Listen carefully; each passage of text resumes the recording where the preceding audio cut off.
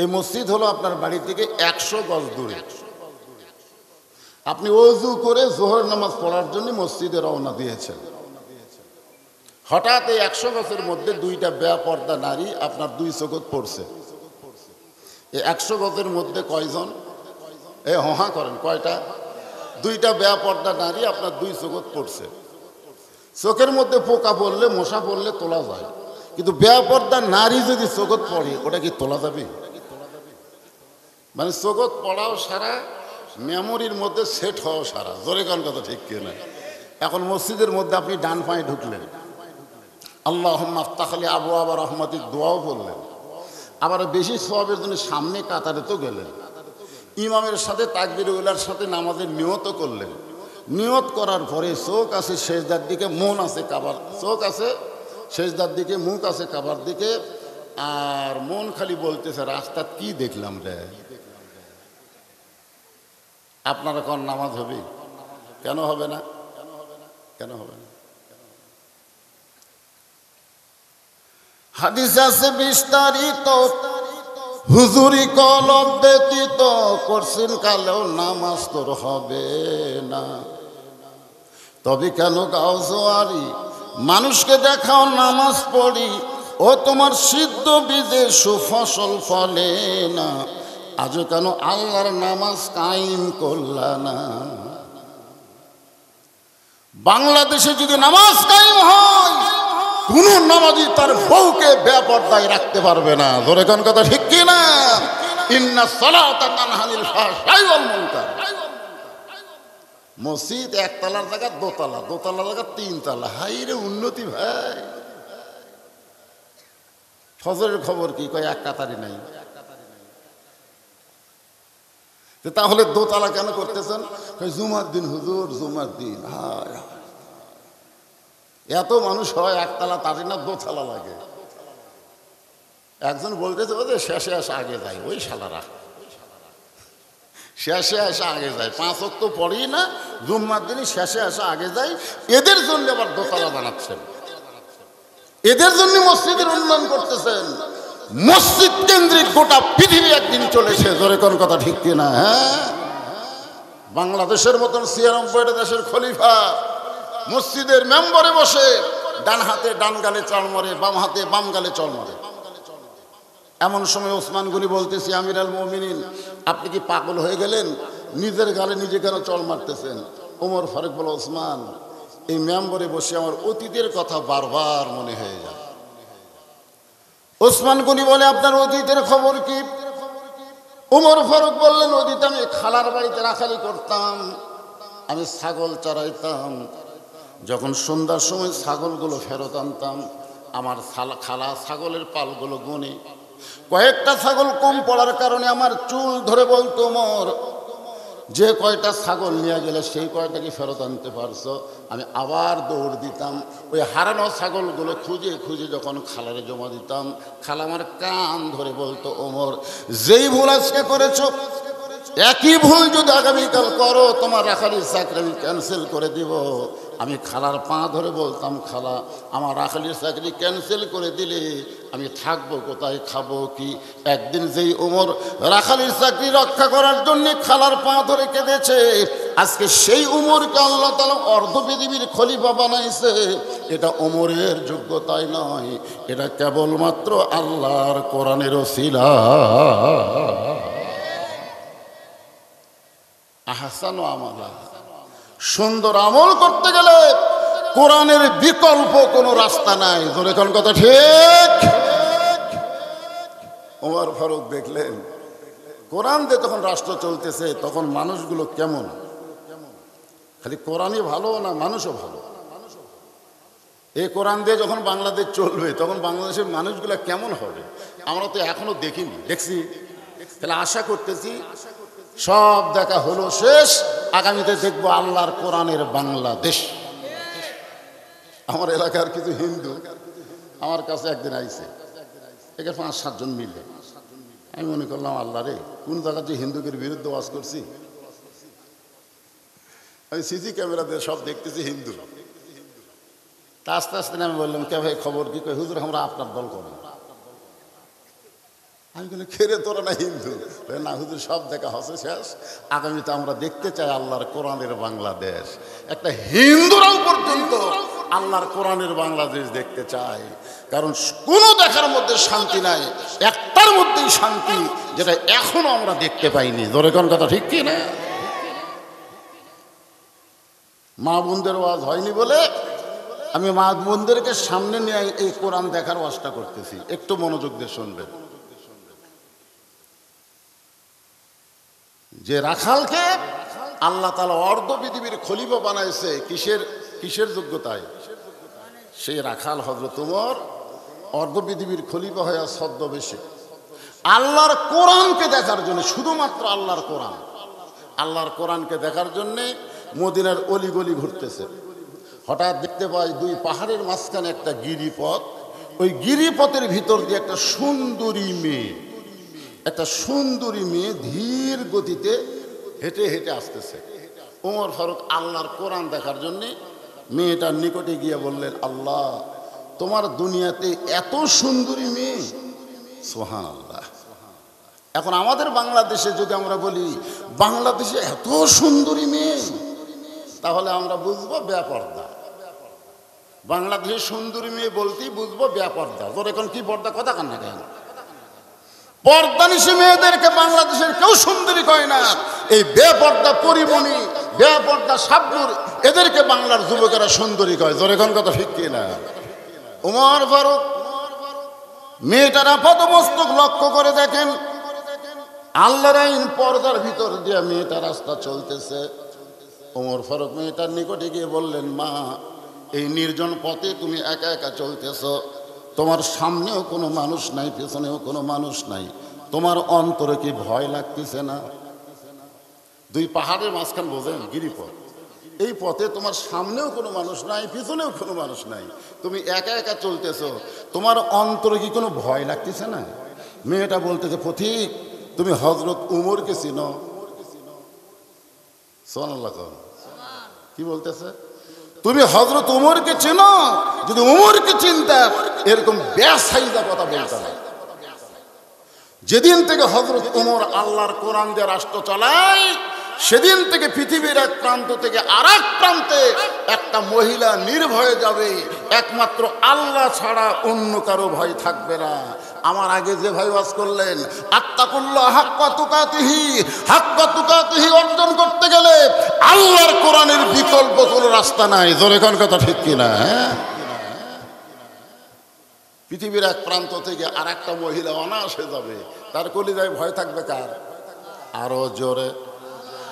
সেদিন ষোড়শী নির্জন পথে যাবে, কোনো জন কটু কথা কবে না, পথে আর প্রান্তরে সম্পদের মোহে পড়ে খুন আর রাহাজানি হবে না। সবাই বলেন, যদি মেনে চলি কোরআন, বলেন, যদি মেনে চলি কোরআন আর রাসূলের বিধান, সকলেই শান্তিতে থাকবে, বাংলার আকাশে কলেমার পতাকা যেদিন দুলবে। আপনাদের কি এরকম আশা আছে নাকি?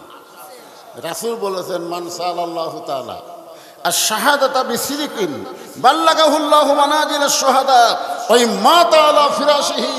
আজকে গোটা বাংলার জমিনে ফিলিস্তিনের মুসলমানের পক্ষে মিছিল হয়েছে। জোরে কোন কথা ঠিক কি না? উনি আমাকে বলেছে, হুজুর, যদি ইউনূস সরকার আমাদেরকে যাবার হুকুম দেয়, আমরা আর বাঁচা থাকতে চাই না, আমরা ফিলিস্তিন মুসলমানের পক্ষে আল্লাহর পথে, আল্লাহ রাস্তায় জীবন দিবার চাই। জোরে কোন সুবহানাল্লাহ। রাসূল বলেছেন, মান সাল্লাল্লাহু তাআলা আশ-শাহাদাতা বিসিদিকিন। এই কোরআনকে বিজয়ের লক্ষ্যে বাংলার জমিনে শাহাদতের নিয়ত নিয়ে যারা কাজ করবে, ওই মা তাআলা ফিরাশিহি, সে যদি নিজের বিছনায়ও মারা যায়, বাল্লাগাহুল্লাহু মানাজিলাশ শুহাদা, হাসরের ময়দানে আল্লাহ তাকে শহীদদের কাতারে দাঁড় করাইয়া দিবে। আপনাদেরকে এরকম নিয়ত আছে আগামীতে এই বাংলাদেশে কলেমার পতাকা উড়বে? এরকম নিয়ত কারা কারা আছে? আল্লাহকে একটু হাত দেখান তো দেখি, টান টান করে তোলেন তো দেখি। লিল্লাহে তাকবীর।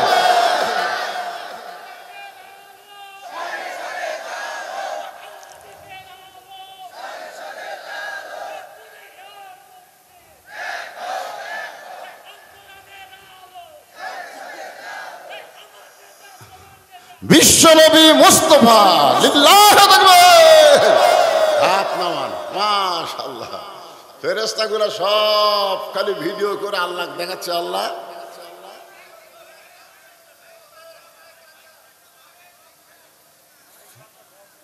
কি কয়?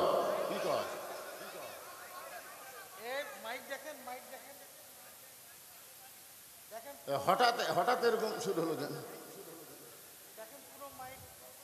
আচ্ছা, আপনারা কি একজনে আছেন না আর একজন আছেন? এই দিকে দেখো তো বাবা। এই আপনারা কি বলতেছেন, সাউন্ড বক্স না মাইক?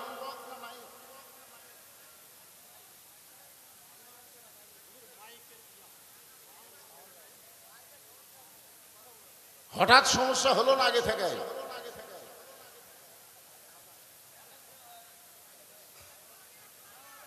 না আগে থেকেই বলো তো, বলতেছে অনেক আগে থেকে। কেবল ওয়াজ জমতিছে আর এই সময় কেউ সমস্যা, তো কাম সারা দেবা। একটা লোকের চোখে ধুন নাই, খালি টস করে দেখতেছে, ধরে গান ঠিক কিনা। আর এই সময় কয় মাইকের সমস্যা। কে ভাই একজন কাছে করে একটু জিকির করেন মধুর স্বরে, লা ইলাহা ইল্লাল্লাহ, লা ইলাহা ইল্লাল্লাহ। শোনা যায়, শোনা যায়। হাত লড়াচ্ছে। শোনেন একটা হাদিস বলি। এ উঠা বসা করে, উঠে গেলে পিছনে উঠে গেলে। এই যে মনে করেন শব্দ দূষণ, আমি ওয়াজ করতেছি, সামনে ভাইরা শুনতে পাচ্ছে, আপনারা পাচ্ছেন না, এটা কিন্তু একটা মুসিবত। আল্লাহ রাসূল বলেছেন, as-সাদাকাতু তারুদ্দুল বালা। দান সদকা করলে এই মাইকের সাউন্ড টাউন যা খারাপ আছে সব ভালো হয়ে যাবে। তো এই জন্য আপনাদের কাছে একটু রুমাল বেটা দেই। আমার তো আর কোনো আদায় নাই, একটাই আদায়, সেটা হলো রুমালের মধ্যে, ব্যাগের মধ্যে আদায়। তো এই দিকে মাইকেরা ঠিক করুক, আর এই সুযোগে আপনার জিকির করেন, আর যার পকেটে যা দেওয়া যায় জীবনের শেষ দেওয়া মনে করে আল্লাহর ঘর দিবেন।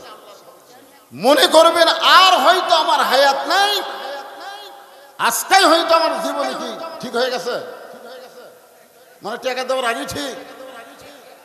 দেখছেন দেখছেন এটাকে চালাকি দেখছেন।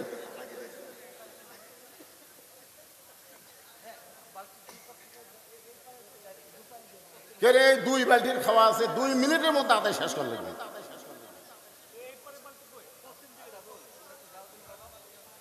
না এটা সে আদায় না বাদান, তেজো তাসে দেওয়া লাগবে না। বালতির মধ্যে 10 টাকা 20 টাকা 50 টাকা 100 টাকা যে যা পারেন। অনেক লোক শরমে তেজে আসে না, দেয় না। 10 টাকা থেকে মনে করে 10 টাকা দিলে কেমনে হয়, এখন সে বালতির মধ্যে এটা আপনারা দিবেন। হ্যাঁ হ্যাঁ, সবাই একটু মহব্বত। এই বালতি আলার মাঝখানে বালতিটা কি করেন? ওঠেন না কেন আপনি? ওঠেন ওঠেন। হ্যাঁ একটু জিকির করেন বাবা, একটু জিকির করেন। কেউ ওঠা বসার দরকার নাই। লা ইলাহা।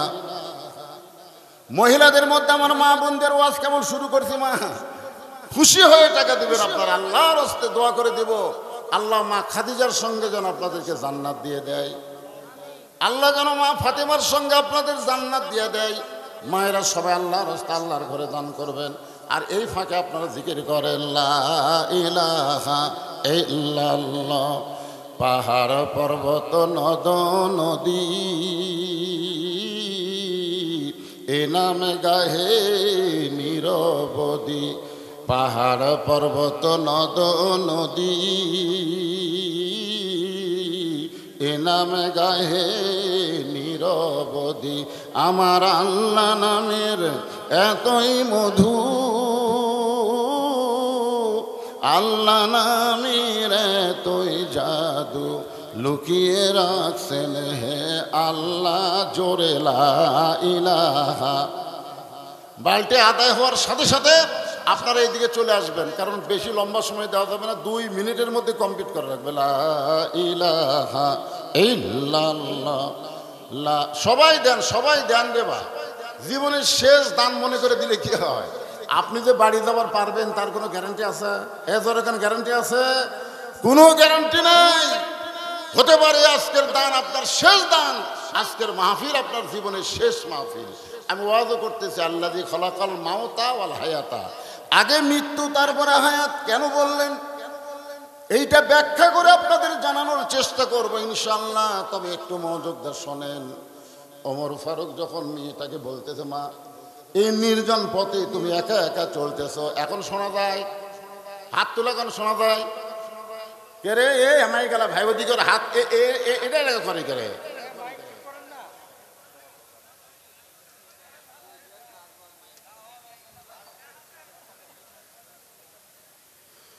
আপনারা দান করলেন, এখন তো মাইক ভালো হওয়ার কথা। এবার হসে মাশাআল্লাহ মাশাআল্লাহ। মনে করছে আবার যদি বাল্টি বেটা দেয় না আর দেওয়া হবে না, এটাই শেষ। ওমর ফারুক মুচকি মুচকি হাসতেছেন, কারণ আল্লাহর কোরআন যখন দুনিয়াতে চালু থাকবে প্রত্যেকটা মানুষের অন্তরে একমাত্র ভয় থাকবে কার? ইন্নামাল মুমিনুনা আল্লাযীনা ইযা যুকিরাল্লাহু ওয়াজিলাত কুলুবুহুম ওয়া ইযা তুলিয়াত আলাইহিম আয়াতুহু জাদাতুহুম ঈমানা ওয়া আলা রাব্বিহিম ইয়াতাওয়াক্কালুন ওয়া আলা রাব্বিহিম ইয়াতাওয়াক্কালুন। একমাত্র ভরসা করবে কার উপর? ওই গুলির দিকে খেয়াল করবি না, গুলি যদি লাগে আল্লাহ মারতেছে, আর আল্লাহ যখন কাউকে মারবে গুলি দিয়ে ফাঁসি দিয়ে এবং নানা রকম, সেটা আল্লাহ মারে না, আল্লাহর দলে যারা থাকে তাদেরকে আল্লাহ তাআলা মৃত্যু দেয় না। কোরআনের আয়াত তার জ্বলন্ত সাক্ষী। আয়াতটা পড়ে আবার আলোচনা শুরু করতেছি। ওয়ালা তাকুলু লিমান ইউকতালু ফি সাবিলিল্লাহি আমওয়াতুন বাল আহইয়াউ ওয়ালাকিন লা তাশউরুন। কি বুঝতেছেন? ফিলিস্তিনের মায়েরা যখন সন্তান জন্ম দেয়, কখনো মনে করেন এই সন্তানের কামাই খাবো, এই সন্তান চাকরি করবে, এই সন্তান বাড়ি করবে, এই নিয়ত তখনও করে না। মা সন্তান জন্ম দেওয়ার সঙ্গে সঙ্গে বলে, আল্লাহ আমার পেটের বাচ্চাকে তোমার রাস্তার মুজাহিদ হিসাবে তুমি কবুল করে না।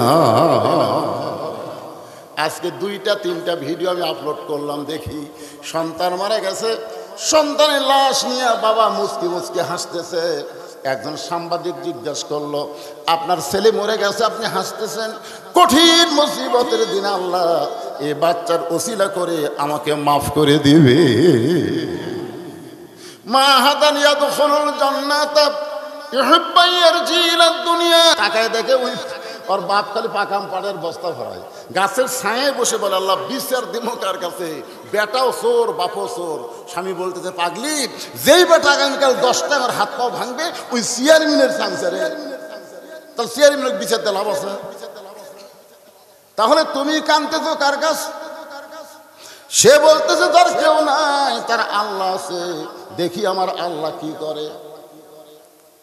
আমরা যখন পারলাম না, বিএনপি এত বড় দল আন্দোলন করতে করতে খালি একই কথা কয়, ঈদের পর কথা ঠিক ছিল, এত বড় দল এখন অনেক হুমকি ধমকি করতেছে, নির্বাচন তাড়াতাড়ি দেওয়ার জন্য বহু কথাই বিএনপি বলতেছে। কিন্তু হাসিনা যদি ছাত্র জনতার আন্দোলনের ক্ষমতা না ছাড়তো, বিএনপি কিন্তু ঘরের মধ্যে লুকায় থাকতো, বাড়াতো না। ধরে কোন কথা ঠিক ছিল। আমরা জামাতে ইসলাম প্রকাশ্যে অফিস করতে পারি নাই, অনলাইনে আমাদের মিটিং করা লাগছে, তাও একজন দরজাত খাড়া করে থোয়া লাগছে, দেখো তো পুলিশ আসতেছে না। হায় হায় হায় হায়। বাংলাদেশের বিএনপি, বাংলাদেশের জামাত যখন কোনো প্রকাশ্যে মিটিং করবার পারে না, এমন একটা পরিবেশে ছাত্র জনতা জীবন দিল, এই জীবনে রক্তের বিনিময়ে ফ্যাসিস্ট সরকার থেকে আল্লাহ আমাদেরকে মুক্ত করে দিল। আবার নতুন করে ফ্যাসিস্ট সরকার তোমরা বানাবা, ওই তাবত আছে। ভাগ্য গুণে আমরা একটা ইউনুস পাচ্ছি, ইউনুস মাছে গিলিছে, বুঝলেন? ইউনুসকে আল্লাহ যে মাছ আমার গিলল এর পেটের মধ্যে দৌড়ান যায়। এখন আমার খবর কি? আল্লাহ কাছে দোয়া পড়, মাছ খালি ঘরে হজম করা পারে না।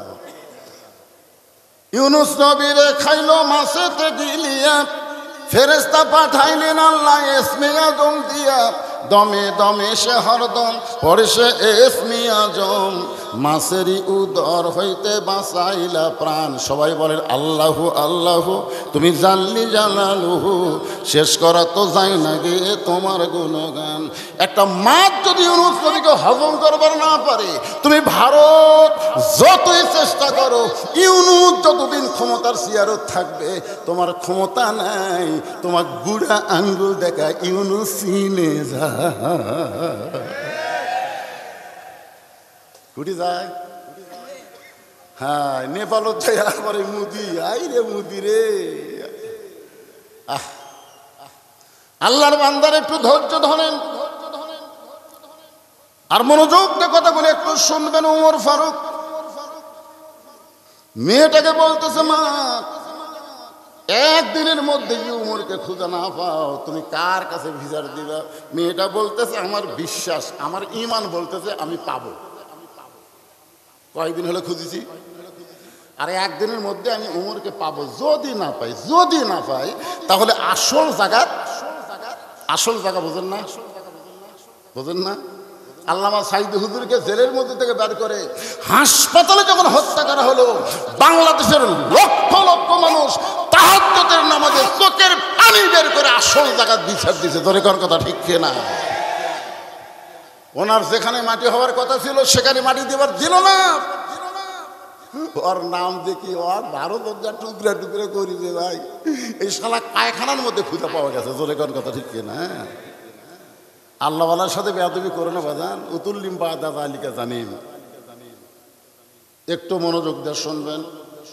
ওমর ফারুক বললেন, মা আসল জায়গায় বিচার দেওয়া লাগবে না, তুমি যেই উমরকে খুঁজতেছ 6 দিন হলে আমি হইলাম সেই উমর। মেয়েটা আস্তে করে মাটিতে বসে পড়ছে। ইয়া আমিরুল মুমিনিন, আপনি যদি সেই উমর হন তাহলে চোরের মতন একা একা কেন ঘুরতেছেন? আপনার কি কোনো চান্স নাই?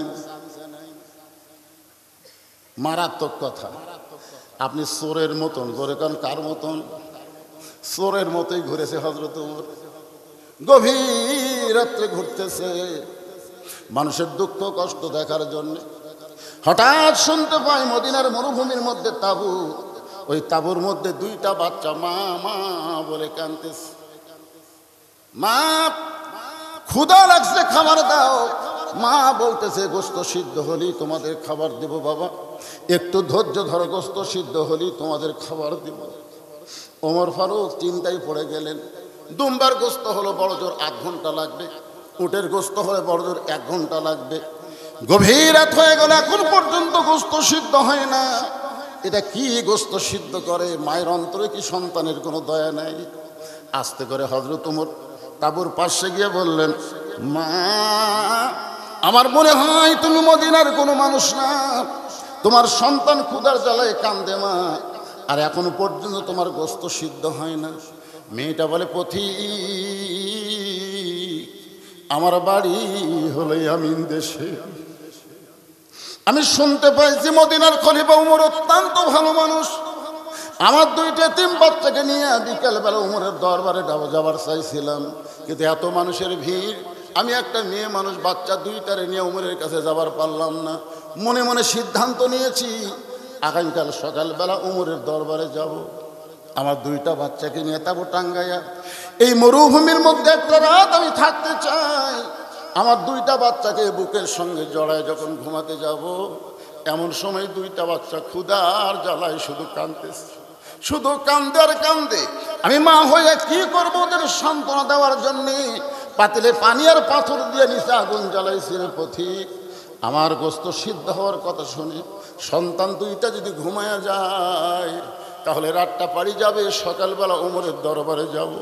কিন্তু আমার সন্তানের এত ক্ষুধা, ওদের ক্ষুধার যন্ত্রণায় চোখের ঘুম আসতেছে না। আমি এখন মা কি করব? আমার মনে হয় আমার সন্তান 2টা সকাল পর্যন্ত আর বাঁচবে না। হযরত ওমর বলে, মা তুমি তোমার সন্তানের কাছে যাও, একটু ধৈর্য ধরো মা, একটু ধৈর্য ধরো। এক দৌড়ে বাইতুল মালের দরজায় আসলাম আসলাম বলে ডাক দে, বলে আসলাম রে, একটা খাবার বস্তা আসামির মাথায় উঠে দে।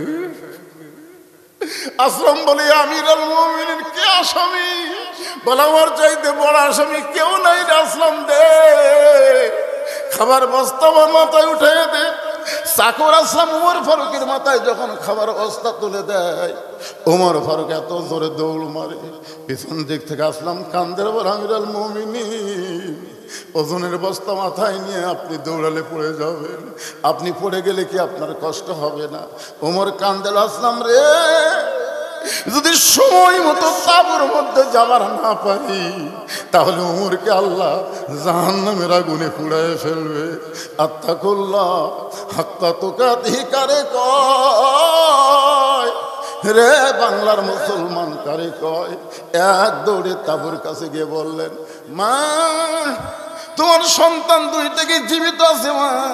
মেয়েটা বলতেছে এখনো জীবিত আছে। তাহলে রুটি আর হালুয়া তৈরি করো। মেয়েটা রুটি হালুয়া তৈরি করে ওমরের হাতে যখন দেয়, ওমর ফারুক দুইটা বাচ্চাকে দুই উরাতের উপরে নিয়ে রুটি ছিঁড়া হালুয়া যখন মুখে তুলে দেয়, ওমরের চোখটা দর দর করে পানি পড়ে। বাচ্চা দুইটা মুচকি মুচকি হাসে আর চোখের পানি মুছে দেয়। তুমি কে গো? আমাদের বাবার চাইতে বেশি দরদ দিয়া আমাদেরকে খাওয়াইতেছ, এরপরে তুমি কান্দো। ওমর বলে, মাবুদ, এই অধমকে জাহান্নামের আগুন থেকে তুমি বাঁচায় দাও। মহিলাটা বলে, কে গো পথিক, তোমার মতন ভালো মানুষ জীবনে দেখি নাই, তুমি জাহান্নামের আগুন থেকে কেন বাঁচার জন্য কান্দো? আল্লাহ যদি উমরকে খলিফা না বানায়া তোমাকে যদি মদিনার খলিফা বানাইতো, মদিনা যেন আল্লাহর জান্নাত হয়ে যেত। মা কি দুঃখ তোমার মনে মা, 6টা দিন হলে তুমি আমারে খুঁজতেছো মা, আর 1 দিনের মধ্যে যদি না পাইতা, তুমি আসল জায়গায় বিচার দিলে উমরকে জাহান্নামের ঘরে যাইতে হইতো। মেয়েটা বলে, পথিক ইয়া আমিরুল মুমিনিন, আপনি একা একা ঘুরতেছেন, আপনার কি কোনো সাঙ্গ পাঙ্গ কেউ নাই? ওমর বলে, মা চামচা পালতে গেলে যে খরচটা লাগবে, সে খরচ দেওয়া আর অর্থ ওমর কোথায় পাবে? শোনা লাগান না কেন? আব্দুল ইবনে ওমর মায়ের কাছে বায়না ধরছে, মা কয়দিন পর ঈদুল ফিতর, আমার তো নতুন কোনো জামা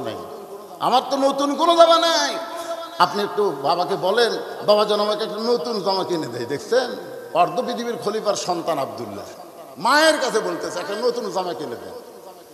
তোমার ফারুকের বউ বলতেছে, স্বামী গো, তোমার সন্তান একটা নতুন জামা চাই, সামনে ঈদ আসতেছে, একটা নতুন জামার ব্যবস্থা করলে কি হয়? ওমর ফারুক বলতেছে, আমার হাতে তো একটাও টাকা নেই। আপনার নাই, কিন্তু বেতন তো 10 দিন পরে পাবেন। তো 10 দিন পরে বেতন পাবেন, একটা অর্থমন্ত্রীর কাছে একটা চিঠি লিখলে হয়। ওবায়দুল্লাহর কাছে একটা চিঠি লিখছে যে আমার আব্দুল্লাহ একটা নতুন জামা নিবে, ভাই তুমি তাকে 5টা দিরহাম দিয়ে দাও, 10 দিন পরে যখন বেতন পাবো তখন ওই 5টা দিরহাম আর কাঠা নিও। ওবায়দুল্লাহ চিঠি পায়া চিঠি নিচে লেখা দিছে যে আপনি যদি 10 দিন পর্যন্ত বাঁচার গ্যারান্টি দিবার পারেন তাহলে দিয়ে দেব। তাকওয়া তাকওয়া। ওমর ফারুক বললেন, মা এখন বলো কি দুঃখ তোমার? বলে, আমার জীবনের সবচাইতে বড় দুঃখ হলো, আপনার একটু মনোযোগ দিয়ে শুনবেন। মেয়েটা বলতেছে, আমার জীবনের সবচাইতে বড় দুঃখ হলো আমি 6 বছর বয়সে ঈমান গ্রহণ করছি। শুধুমাত্র ঈমান গ্রহণ করার অপরাধে 12 বছর আমাকে জেলখানায় বন্দি জীবন কাটাতে হয়েছে। আমার জীবনে কোনো অপরাধ নাই, একটাই অপরাধ, সে অপরাধটা হলো ঈমান গ্রহণ করা। ঈমান পড়া না, ঈমান গ্রহণ করা। আপনারা বলেন তো, নিয়ত করা না নিয়ত পড়া? আচ্ছা, নামাজের নিয়ত পড়া না করা? করা করা। আমি আমার বড় ভাই একসঙ্গে আসরের নামাজে ঢুকলাম, একটু দেরি হয়ে গেছে, তা আমি 4 রাকাতই পেলাম। কিন্তু আমার বড় ভাই একসাথে ঢোকার পরেও 3 রাকাত পাচ্ছে, 1 রাকাত মিস করছে। তা আমি আমার বড় ভাইকে বললাম, কে রে ভাই, সালাম ফেরানোর পর একসাথে 2 জন ঢুকলাম, তো আমার 4 রাকাতই হলো, তোমার 3 রাকাত কেন? কয় ওদের নিয়ত পড়বার যায়, ময়তান উসাল্লি লিল্লাহি তাআলা 4 রাকাতি সালাতুল আসর, এই বলতে বলতে খালি ভুল যায়, তাড়াতাড়ি যত করে তাড়াতাড়ি করবার খালি ভুল যায়, এই ভুলের কারণে 1 রাকাত গেছে।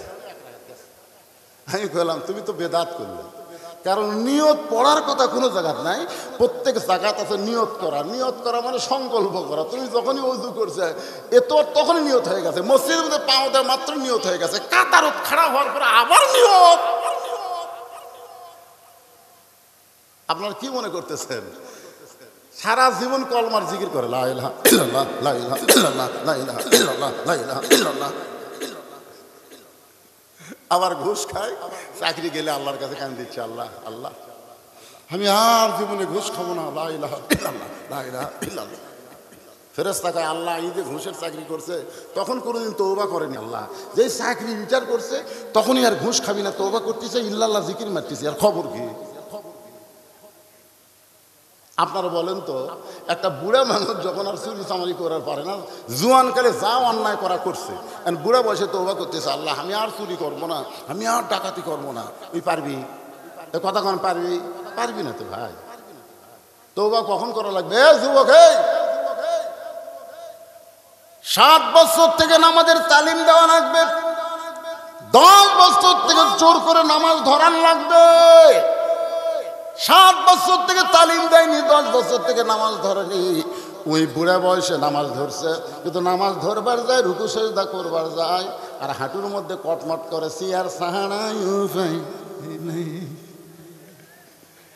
সিয়ার লিয়া মসজিদত গেছে। আমার এক ওয়াজে আমি বলছি যে মসজিদে কেউ যদি সিয়ার দেখেন, এই সিয়ার ভাঙলে একটা ওমরা হজের সব, এই কথা আমি বলছি ভাই।